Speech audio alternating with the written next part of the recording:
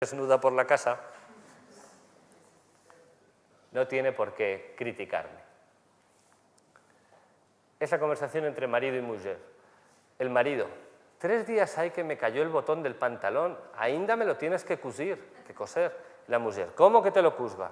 A mediodía me levanto de dormir, como un bocado, ya quiero reposar. ¿Qué hora tengo?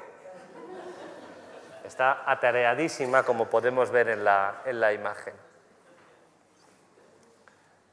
La nueva servidera y la balabaya, y la ama de casa, la patrona de la casa. Dice la balabaya, dice: ¿de qué estás sirviendo con chapeo? ¿Qué haces con sombrero?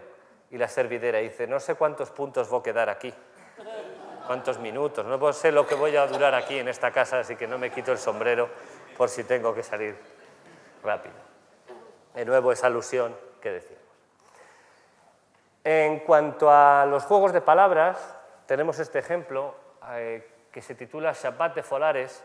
El Shabbat de Folares, si no me equivoco, es el primer Shabbat de la fiesta de Purim. Entre otras cosas que lo caracterizan es el intercambio de dulces como regalo. El folar, en principio, es el nombre que recibe un dulce típico entre los sefardíes, sobre todo típico de estas fiestas. Vale. Lo que pasa es que también folar se utiliza para referirse al órgano sexual femenino e incluso parece ser que también al órgano sexual masculino. Veamos en qué consiste el chiste. Dice la madre: así viva Fortuné, vístete que va a venir tu novio y le voy a dar a gustar el folar que le hice. Y dice la hija: el folar tuyo no vale nada. Dice: millor es el mío que le aparece. Obviamente, pues, el cambio en la mentalidades, cada una piensa en una cosa. Veamos la siguiente. También por esos recursos a la paronimia, lo tendremos en este ejemplo, en esta conversación entre marido y mujer. El marido dice: este costum, este traje, este vestido que estrenates, está muy carré, se refiere a muy escotado.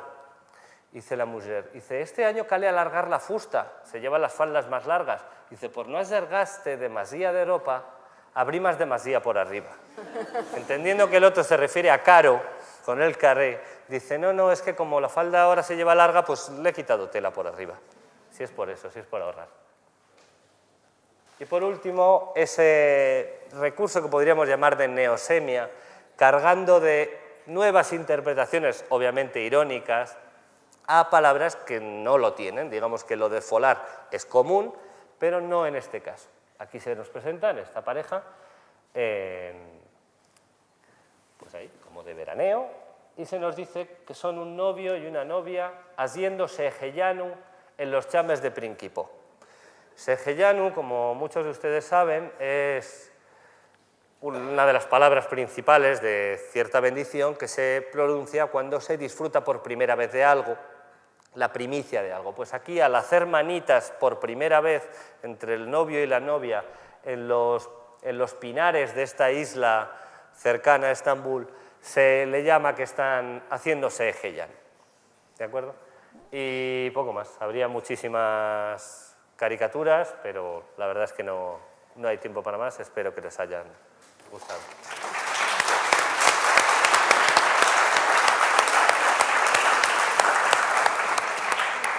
Gracias, Aitor. Lamentablemente no tenemos tiempo para preguntas, nos están indicando que vamos a pasar ya al concierto. Simplemente dar las gracias de nuevo a la Complutense, a la Biblioteca Nacional. Mañana va a haber una mesa acerca del judeo-árabe y como va a ser mucho más corta, podrán ustedes hacer preguntas sobre estos temas que se han quedado aquí a los profesores que estarán entre el público. Y nada más, a continuación un concierto de Julia León.